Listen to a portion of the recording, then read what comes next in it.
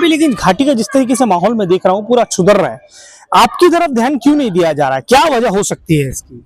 कैसा है सर, हम वर्ग 4 कर्मचारी है, हमारी आवाज उठाने के लिए ना तो कोई खासदार है ना कोई आमदार है। बस जिस टाइम पे इलेक्शन रहता है उसी टाइम पे सब हमारे पास में आते हैं, वोट करो, मतदान करो, ये पक्ष को मतदान करो, वो पक्ष को मतदान करो, बस इसी में है। हमारा सिर्फ यहाँ पर वर्ग 4 कर्मचारियों का वापर किया जाता है। अच्छा, लोक प्रतिनिधि के पास आप गए नहीं किसी के पास? लोक प्रतिनिधि का ऐसा मानना है कि भाई वर्ग 4 कर्मचारियों के लिए क्या जाना और क्या नहीं जाना।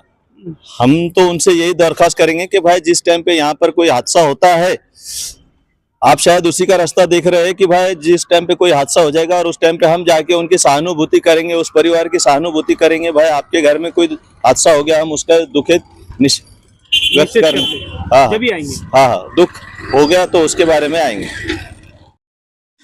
आप लोग देख रहे हैं औरंगाबाद एक्सप्रेस न्यूज। मैं आपका दोस्त अल्ताफ हुसैन। अक्सर हम लोगों ने एक चीज देखी है कि काम हो या कोई फैक्ट्री हो या कोई भी काम अगर चलवाना हो तो उसके लिए सबसे ज्यादा मजदूरों की जरूरत पड़ती है, और मजदूरी उसको जो है उसके मंजिल तक पहुंचाते हैं, उस जगह तक वो लोग पहुंचाते हैं। यानी कि जब तक के मजदूर नहीं रहेंगे, काम करने वाले नहीं रहेंगे, उसका मकसद पूरा नहीं होगा।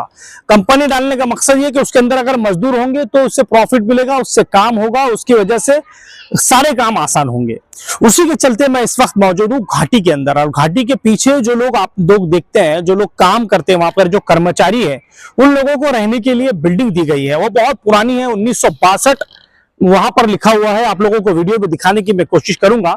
1962 की बनी हुई, यानी कि 64 साल या 62 साल के लगभग अरसा गुजर गया है। अब सवाल ये है, ये सारी बातों का निचोड़ मैं यहां पर आकर रुकता हूं कि इतने दिनों से अगर ये लोग यहाँ पर रह रहे हैं तो क्या उतनी सुविधाएं उन लोगों को मौजूद है?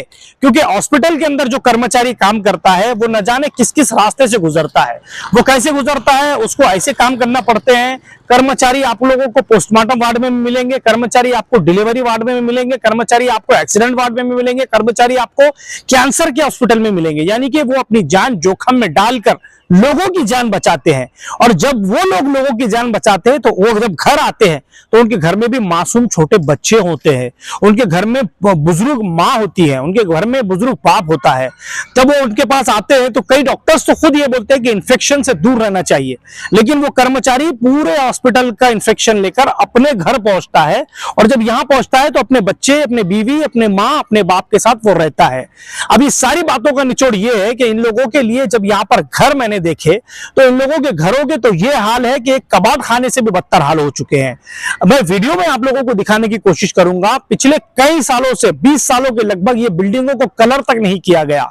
यहां पर ड्रेनेज लाइन का ये हाल है, यहां पर कचरे का ये हाल है, यहां पर बिल्डिंग इतनी बोसीदा हो गई है कि वो गिरने की कगार पर आ गई है। अब यहाँ पर जो हर वक्त बने रहते हैं, सुर्खियों में बने रहते हैं, लोगों की खिदमत अंजाम देते हैं, मेरे साथ जुड़े हैं, इनसे बात करने की कोशिश करूंगा। दादा, बिल्डिंग के हालात तो ये है कि खस्ता हो चुकी है, हम कहीं कहीं से गिर रही है। पीछे जब मैं आपके साथ आया वहां पर पूरे कचरा है, ड्रेनेज लाइन फट गई है, बिल्डिंग को कलर नहीं है। आप किस तरीके से सोच रहे हैं इस चीज को? सबसे पहले तो आपके चैनल का मैं दिल से, तहे दिल से शुक्रिया करता हूं कि आपने वर्ग 4 कर्मचारियों की जो कर्मचारी निवास स्थान के जो प्रश्न है, आप आपके सोशल मीडिया के माध्यम से, लोक प्रतिनिधि हो चाहे छत्रपति संभाजीनगर औरंगाबाद शहर की जनता हो, उनके सामने आपने रखा है। इसलिए मैं सबसे पहले आपका धन्यवाद करना चाहूँगा। जब हम हॉस्पिटल में जाते हैं, पूरा गंदगी का काम करते हैं, हम वहाँ ये नहीं देखते कि यहाँ इन्फेक्शन होगा, ये होगा, वो होगा। हमें सिर्फ पेशेंट की खिदमत करना है, और जितना हो सकते हम उतनी सेवाएं करते हैं। पर जिस टाइम पे हम घर पे आते हैं, हमारे घर पे हमारी फैमिली वेट करती है। पर जब पूरा इन्फेक्शन घर पे आता है, यहाँ देखते हैं कि ड्रेनेज लाइन चोकअप है, पानी की लाइन नहीं है, उसके बाद में गंदगी दुनिया भर की है। आज तकरीबन 20 से 30 साल हो गए शासकीय वैद्यकीय महाविद्यालय व रुग्णालय छत्रपति संभाजीनगर के जो वर्ग 4 के निवास स्थान है, उसको ना कलर है, ना ड्रेनेज लाइन का प्रॉब्लम सॉल्व होता है। हर साल डीपीडीसीआर के माध्यम से 20 लाख इसको फंड मिलता है। फंड मिलता है उसको? मिलता है, और ये फंड पूरा माननीय अधिष्ठाता, प्रभारी जो अधिष्ठाता है डॉक्टर शिवाजी शुक्रे, ये सब अपना मिल बांट के, सार्वजनिक बांधकाम हो, कुछ एजेंट है, सबके थ्रू अपना वाटअप कर लेते हैं। माध्यम से एक बात और कहना चाहूंगा कि प्रभारी अधिष्ठाता माननीय शिवाजी शुक्रे साहब, इन्होंने अपने बंगले पर तकरीबन 40 लाख रुपए खर्चा किए हैं। और दूसरी बात, जो कि उनका ऑफिस से बनाया है उन्होंने कैबिन, कम से कम उस पे गवर्नमेंट का और पेशेंटों का जितना भी आने वाला निधि 1 करोड़ रुपए के आसपास लगभग उन्होंने खर्चा किया है। 1 करोड़ रुपए। अच्छा, लोक प्रतिनिधि के पास आप गए नहीं किसी के पास? लोक प्रतिनिधि का ऐसा मानना है कि भाई वर्ग 4 कर्मचारियों के लिए क्या जाना और क्या नहीं जाना, हम तो उनसे यही दरख्वास्त करेंगे कि भाई जिस टाइम पे यहाँ पर कोई हादसा होता है, आप शायद उसी का रास्ता देख रहे हैं कि भाई जिस टाइम पे कोई हादसा हो जाएगा और उस टाइम पे हम जाके उनकी सहानुभूति करेंगे, उस परिवार की सहानुभूति करेंगे, भाई आपके घर में कोई हादसा हो गया, हम उसका दुखित व्यक्त करेंगे। हाँ जब भी आएंगे। हाँ, दुख हो गया तो उसके बारे में आएंगे। अभी लेकिन घाटी का जिस तरीके से माहौल में देख रहा हूँ पूरा सुधर रहा है, आपकी तरफ ध्यान क्यों नहीं दिया जा रहा है? क्या वजह हो सकती है इसकी? कैसा है सर, हम वर्ग 4 कर्मचारी है, हमारी आवाज उठाने के लिए ना तो कोई खासदार है ना कोई आमदार है। बस जिस टाइम पे इलेक्शन रहता है उसी टाइम पे सब हमारे पास में आते हैं, वोट करो, मतदान करो, ये पक्ष को मतदान करो, वो पक्ष को मतदान करो, बस इसी में है हमारा। सिर्फ यहाँ पर वर्ग 4 कर्मचारियों का वापर किया जाता है। अच्छा, अभी रहने के लिए जैसे कि आप लोग की तरफ घाटी की तरफ से किया जा रहा है कि बिल्डिंग तोड़ेंगे, तो इसके रहने के लिए बदल में क्या आप लोगों से बातचीत हो रही है? अभी तक हमारे लिए बदल में कोई निवास स्थान उपलब्ध कराया नहीं गया है, पर हमारी मजबूरी है इसलिए हम यहाँ पर रह रहे हैं। तो आपको बताया नहीं गया कि भाई इसके बदले में आपको ये जगह देंगे, वहां पर आप रहिए? ये सिर्फ माननीय प्रभारी अधिष्ठाता का आश्वासन है। ये सिर्फ दिन पर दिन आपको आश्वासन देंगे। जो भी व्यक्ति जाता है कर्मचारी निवास स्थान के बारे में बात करने के लिए या गंदगी के बारे में, साफ सफाई के बारे में, तो ये कुछ नहीं बोलते। ये सिर्फ बोलते हैं हाँ देखेंगे, मैंने काकड़े साहब को बोला है, मैंने ये साहब को बोला है, बस। अच्छा, जैसे आप कह रहे हैं कि इसका फंड इतना आता है, फंड जाता कहाँ होगा? अब ये तो माननीय प्रभारी अधिष्ठाता को ही पता होना चाहिए कि इसका फंड कहाँ जाता है। अच्छा, इसमें बड़े बड़े मंत्री खासदार सब कुछ मिले हुए हैं। अच्छा, एक चीज मुझे बताइए, पिछले कई दिनों पहले देखा गया था यहाँ पर भी कुछ बिल्डिंगें तोड़ दी गई शायद। अभी आप लोगों को अगर ये कहे कि भाई यहाँ पर हम एक बिल्डिंग बनाएंगे, आप जब तक कि यहाँ रहिए, ये बिल्डिंग हम बनाते हैं, तो उस वक्त क्या मानेंगे आप? हम तो तैयार है साहब, पर हमारे लिए कोई निवास स्थान की सुविधा तो करनी चाहिए ना। आज देखिए निवास स्थान हो नहीं रहा है। जैसे कि पुलिस आयुक्त साहब थे अमितेश कुमार जी, उन्होंने अपने कर्मचारियों के लिए, अपने स्टाफ के लिए जिस तरीके से 300 क्वार्टर्स बनाए हैं, हम भी यही चाहते हैं कि हमारा भी कोई अधिकारी आए, कोई पालनहार हो, कोई खासदार आमदार, कोई मंत्री बने और वो भी कर्मचारी निवास स्थान का कुछ ना कुछ जिम्मा उठाए। जिस तरीके की गंदगी है पीछे, मुझे देखकर तो ऐसा लगा कि बहुत तकलीफ से जिंदगी गुजर रही है आप लोगों की। दीवार के ऊपर तक झाड़ आ गए हैं, इस तरीके के हालात है। ड्रेनेज लाइन का बुरा हाल है, पीछे के बाथरूम का बुरा हाल है। इस साइड अगर मैंने देखा तो यहाँ पर जो बने हुए ढांचे गिर रहे हैं।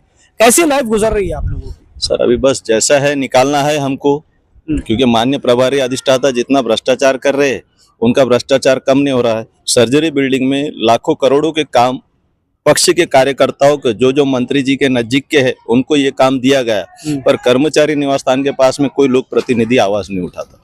अगर हादसा हुआ, मैं दुआ कर रहा हूँ अल्लाह से कि ऐसा ना हो, कभी ना हो ऐसा, अगर ये बिल्डिंग कहीं से डैमेज हुई, कहीं से गिरा, कौन जिम्मेदार रहेगा इसके लिए? तो वो हमको जिम्मेदार ठहराएंगे, क्योंकि वो बोलेंगे भाई हमने तो नोटिस लगाया, हमने तो लेटर दिए कि आप इसके जिम्मेदार रहेंगे, आप खाली कर दो, छोड़ दो। हम छोड़ के जाए तो कहाँ जाए? मतलब आप तैयार है छोड़ने के लिए, लेकिन उसके बदले आपको कुछ मिलना चाहिए। हमको बदले में कुछ नहीं मिल रहा है उनके पास। बस सवाल ये कि बदले में मिलना चाहिए। बदले में मिलना चाहिए। आपका पूरा नाम बताइए। मेरा नाम राजेंद्र चरण सिंह कौल, और आपके माध्यम से मैं सभी लोक प्रतिनिधि, आमदार, खासदारों से विनती करूंगा कि भाई जो भी इस शहर का जिम्मा उठाता है, हर एक की आवाज उठाता है, उसी तरह वर्ग 4 कर्मचारियों के लिए भी आवाज उठाई जाए। सर का जिस तरीके से ये मानना है कि अगर हम लोगों को आप यहाँ से हटा रहे हैं तो उसके बदले हम लोगों के रहने के लिए आप क्या बंदोबस्त कर रहे हैं, एक ये सवाल है। दूसरा सवाल ये है कि अगर यहाँ का फंड आता है, जैसे हमारे भाई ने बताया, वो फंड का सवाल तो ये है कि फंड जाता कहाँ है। अगर इस तरीके का फंड, जनता का जो आने वाला पैसा, अगर इस तरीके का इसके खिलाफ भ्रष्टाचार होगी तो मुझे लगता है कि हमारा देश कभी आजाद, कभी बढ़कर आगे जो है नहीं बढ़ेगा। दूसरी चीज मैं आपको और एक चीज ये बताता हूं, जैसे कि भाई ने बताया कि पूरी तरह गंदगियों का माहौल है, अब खुद का पैसा लगा के वहां पर साफ सफाई करवाना पड़ता है। तो इस तरीके से डीन को चाहिए कि आप घाटी का ऑलरेडी काम बहुत अच्छा कर रहे हैं, तो आपको चाहिए कि इन लोगों के लिए बदले में कुछ रहने के लिए बंदोबस्त तो करे। कम से कम वो लोग कहीं जगह रहेंगे तो आप तक ये बात नहीं आएगी। आप इनके लिए कोई बिल्डिंग बनाइए, वहां पर उन लोगों को शिफ्ट करिए, उसके बाद आप लोगों को जो करना है आप वो करिए। सवाल तो ये है कि इन लोगों को रहने के लिए जगह चाहिए, जिसके लिए ये लड़ाई हो रही है। देखने के लिए हमारे साथ जुड़ते रहिए। कैमरामैन आदिल खान के साथ मैं अल्ताफ हुसैन, आप लोग देख रहे हैं औरंगाबाद एक्सप्रेस न्यूज।